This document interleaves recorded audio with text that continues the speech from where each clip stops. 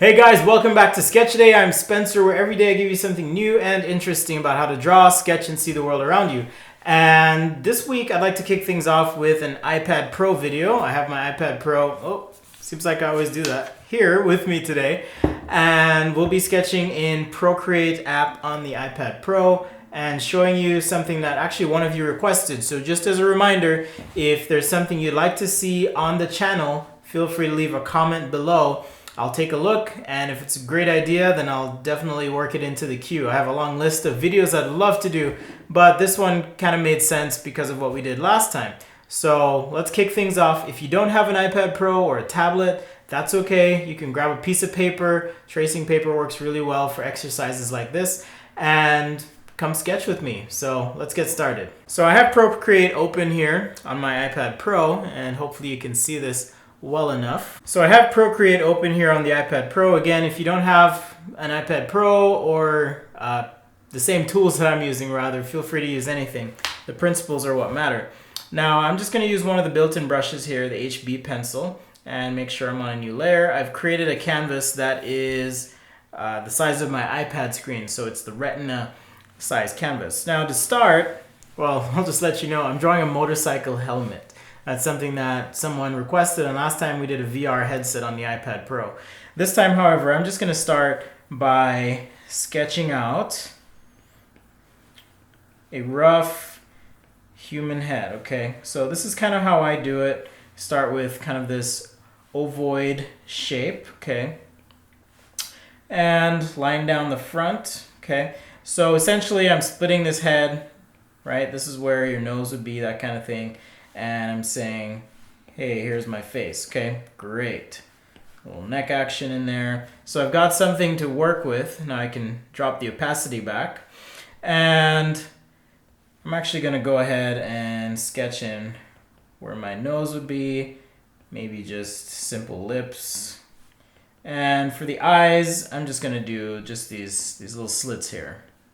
Okay, keep it really simple, because what I'd actually like to focus on is, in this case, is the product. And so the face is meant to kind of support the placement of the product on the page and not distract from the product being here in my page. So really simple silhouette, make a new layer, and now I can start to consider my design.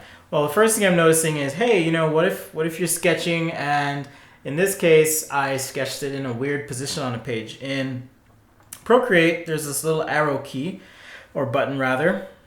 Make sure your correct layer, so this is my sketch layer selected.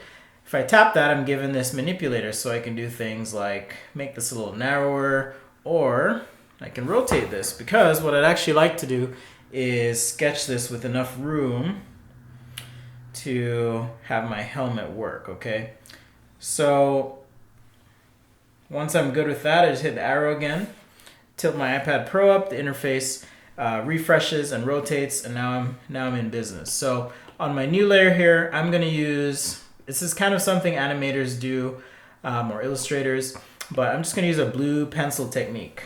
And so this is similar to when you've seen me use things like markers, like a really light marker, to sketch something out. I'm just kind of roughing this in so I know exactly where things are. So even on this other side of the helmet, right, I'm trying to map out where this cover for the ears comes in, okay, on the other side. And you can see I'm kind of oversizing things, and that's because, there's a head in here, there's probably some padding, so you'd have the outside of the helmet, for example, some kind of padding material, and then you've got your helmet proper. So leaving that much space, and you can see I've mapped it out essentially by just having these two elliptical shapes. So now I have kind of a guide that I can use. So with my blue pencil, I can get my rough form in and have an idea of where I want things to be, rather. So now to finish things up, I'm going to jump over to my little custom inking brush that I made. And we'll finish this up. So in this phase of my process, this is kind of where I like to add details, because now that I have the framework set up, I don't have to worry about perspective or placement or composition and things like that make it even harder to actually draw. So for this helmet, I'm just gonna add a little bit of a crease line here, and I'm gonna have that crease line carry through the front, and we'll do something funky with that. Okay. So the nice thing with this brush is I have a good range of pressure available to me that I've kind of baked in here. A lot of you have asked me for this brush. Just please be patient. I'd like to still keep tweaking a few things before I'm ready to release this or push this out, okay? So with a little bit of pressure, you can see that I'm able to get a nice line, and those other lines, because of the difference in line weight, kind of get pushed to the back. So I can still work in the same drawing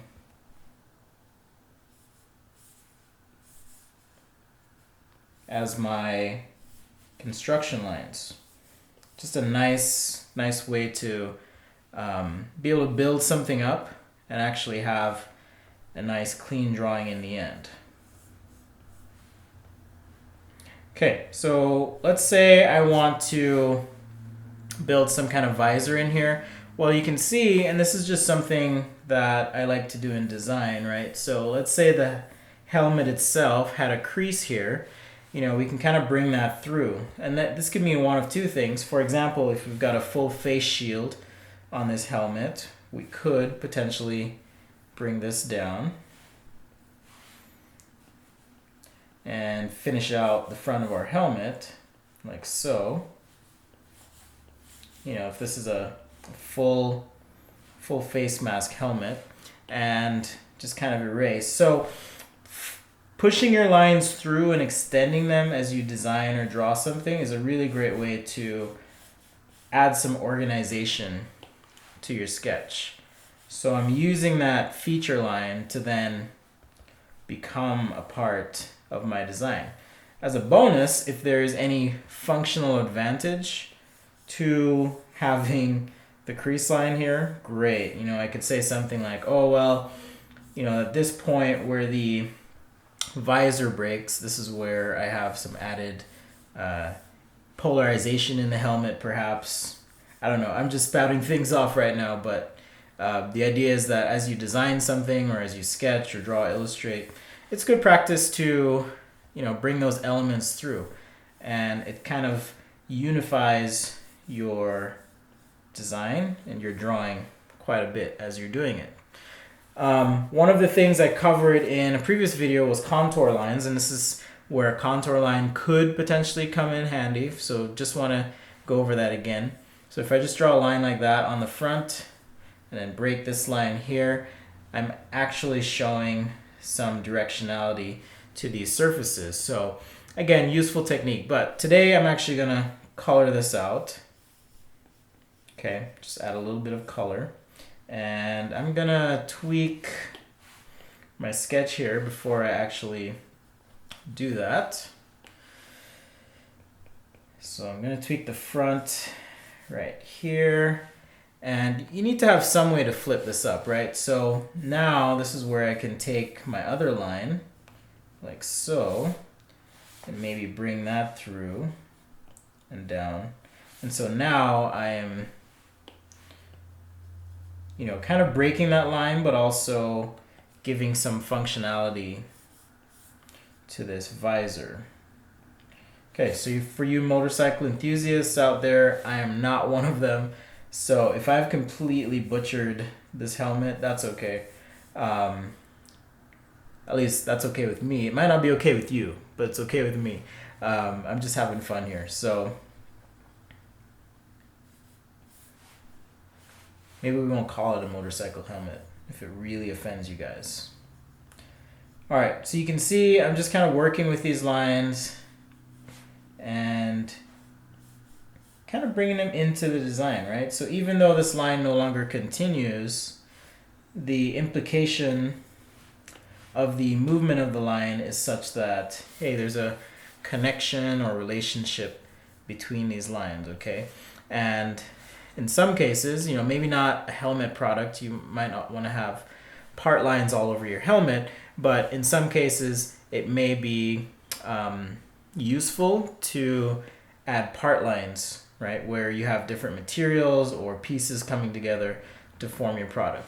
So now that I've used my head as a guide for proportion and placement, I'm actually going to turn that off, and I've got my blue lines here. So I'm just going to go ahead and clean this up, and I'll actually fast forward through the video here so that you can see me do this. But the reason I'm doing this is that I sketched on the same layer as my blue pencil, and I really intended to have that on another layer. The way that I work typically is to be as non-destructive as possible, and I made a mistake. So I'm going to correct that, and you can watch me do that. So I've created a new layer. I've got my stencil selected. I'm going to adjust my size just a hair, and we'll get started.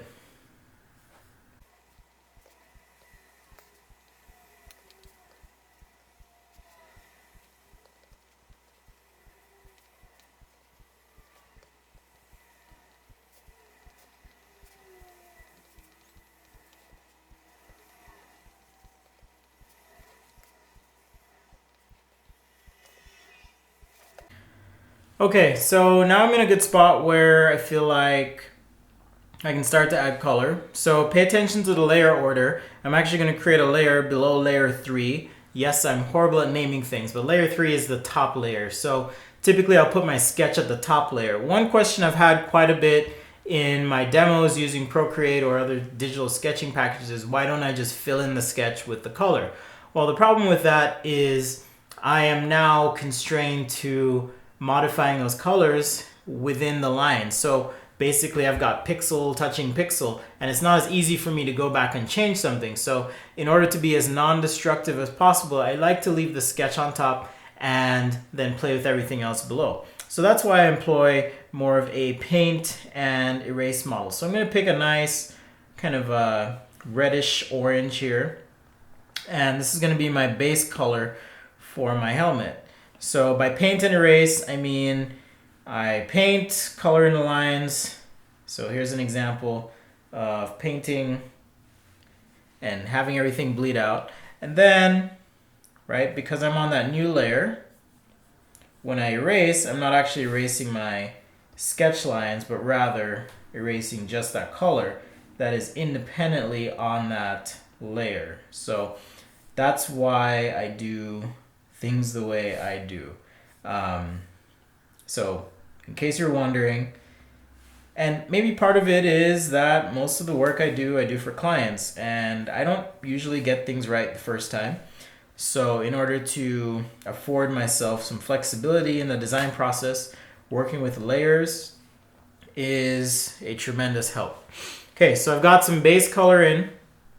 I'm going to get a base in for the visor, and for that I'm going to use a black. So on a new layer, and I'm going to put this behind my red. In other words, I can now just color, and the only parts I need to worry about erasing are going to be on the outside here. Okay, so now I can just erase on the outside of my sketch, and voila. Now I have my two colors blocked in. Okay, so when I'm at this point in the drawing, I like to now focus on highlights, midtones, and shadows. I basically have the midtone, so now I can focus on shadows. So for example, if this surface is breaking at this point, what I'm going to do is make a new layer, and I'm going to change my blending mode on my layer to multiply. And now, with this black, very large airbrush, and I've got to make sure I'm on the right layer, so above the red here, I can now start to airbrush in a little bit where this break is happening. So as I'm doing this, I'm actually adjusting the pressure on the screen because I don't want this to be too dark necessarily. And I can also adjust the opacity on the individual layer. Now, right at the break, I'm going to take my hard eraser, and you'll see that now I have a nicely defined surface break. And so when you're working in a two-dimensional medium, having these areas of contrast really help things start to pop in your sketch. And there's a lot more we'll do to this, but this is kind of the first step. But just to illustrate, I just want to show you now if I were to get like a nice light salmon color, that same airbrush on a new layer, and just kind of airbrush that in very lightly, okay? Because we're going to do something else here. And I can even do something like adjust the opacity if I need to. 2-finger tap and slide allows me to adjust the opacity, and just erasing on that border. So again, for me, painting and erasing faster than creating masks and selections, all that jazz. So as I'm painting, that's kind of what I like to do. But now you can see I've got something lighter right on the top and something darker down toward the bottom, and that's creating my illusion, if you will, Job, of three-dimensionality. So going back to my soft airbrush on the top on another new layer, so you can see everything I do is on a new layer. I'm going to airbrush in a nice strong white on the top, just like this. Okay, and just on the outside with a nice big hard brush, I'm going to erase, okay? And what this is going to do is it's going to simulate the effect that you see when you have a nice strong overhead light source. And I'm kind of backing off of this just a little bit with my airbrush, okay, soft eraser, just to kind of feather this. And I'm even going to do things like move this a little closer to the edge. On a new layer, I'm going to take that same big airbrush and just kind of bleed the light just a little bit, right? So there's light hitting the top and there's a little bit of reflectivity happening, and so I just want that to bleed out. Now, let's adjust the opacity of that area. And you kind of just want to adjust it to something that looks good and feels good for you. On my screen, it looks a little bit different than it does on camera, so I'm going to leave it right here. Otherwise, I will go crazy because it doesn't look entirely right on camera. Okay, so transformed a little bit there. So now let's get a little bit of the back here. Now, everything in an environment is going to be impacted by the direct lighting as well as the auxiliary or secondary lighting in that scene. So reflected light, or it could be an ambient light source, or it could be a secondary light source that you've set up in this imaginary scene. So to further reinforce the idea of three-dimensionality on this helmet, I can do things like adding a highlight toward the back. Now, this wouldn't be a primary highlight, so what I need to do is kind of back this off in intensity and opacity. So now I've got a primary and a secondary highlight. Okay, I can do the same thing on the front. Okay, maybe just a little bit of an airbrush here.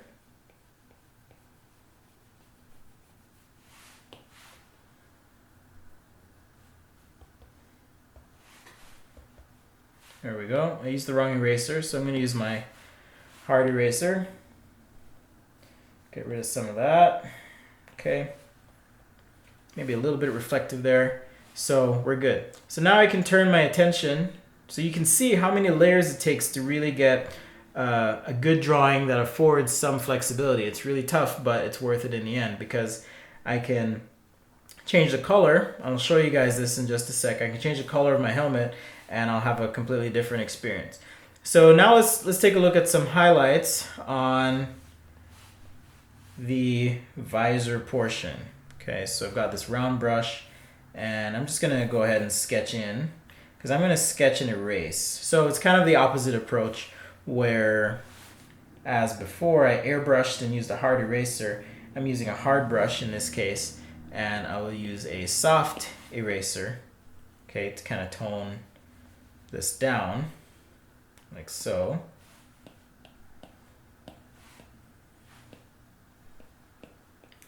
Okay, just to get those highlights in place that'll help communicate my surface that I'm drawing on each of these surfaces.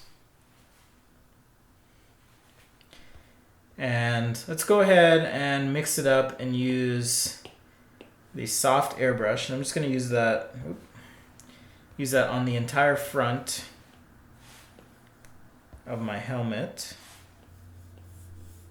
And I'm kind of trying to line that up with this other highlight that I had in place. Now, toward the top, right here, I'm going to have a lighter, or more intense rather, highlight than I would on this surface that's breaking away. So I need to kind of knock that back a little bit. So I'm going to take my round brush eraser, knock the opacity back, up the size, and just kind of erase that back. And you can see, hopefully, the reason I'm doing this anyways is that light never hits a surface perfectly evenly. Okay, so I need to introduce some variation in that surface. So the next thing I'm going to do is, now I'm going to make a new layer, and here's a little trick that someone taught me. I forgot your name. I'm so sorry. In the comments it was mentioned that in Procreate, when you pick a color, if you just double tap that color, it'll adjust to the absolute. So if I want black and I'm not quite there, double tap and it'll jump to black. If I'm close to white and I double tap, it'll jump to white. Okay, pretty handy if you're trying to use a pure color. And I like to use pure white and black, as you can see in my rendering. So thank you again, that was super helpful. So now, with my round brush, push the opacity up, I'm going to erase everything above this little break in the surface. And again, you can see that now I am reinforcing the idea that there is a directionality to this surface, okay, with that break, okay, in the surface. Now, what if I want to show some element of transparency, okay, or rather that the helmet itself, the visor, isn't completely opaque? And there's a lot of other things I would fix on this, but I kind of want to wrap things up for you guys. Thank you so much for watching this much. I know these can get a little lengthy, but this is really fun, and I hope you're having a good time too. So now I'm going to I made a new layer, and I'm going to use my solid round brush. And let's just check the size here. Okay, that looks pretty good. And I'm going to pretend that this helmet, that I'm sketching rather the inside. So we know that there's a line that kind of comes down here, for example. Okay, and this is overlapping the red portion of the helmet. And then this comes back, and then it would come up like so. Okay, something like that. So if I just fill this in,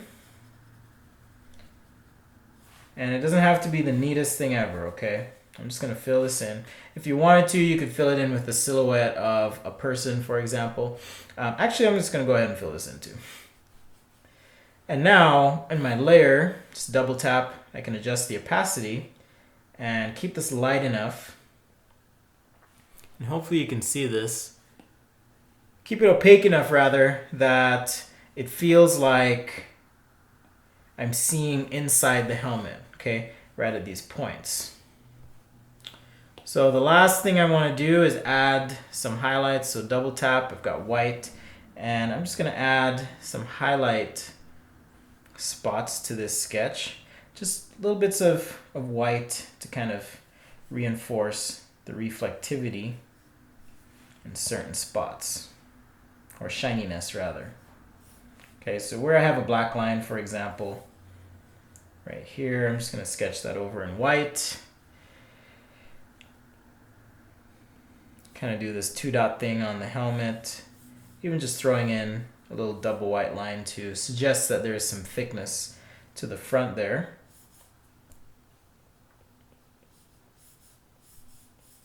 Like so. Okay, it's just a little bit of a highlight, okay, on the front.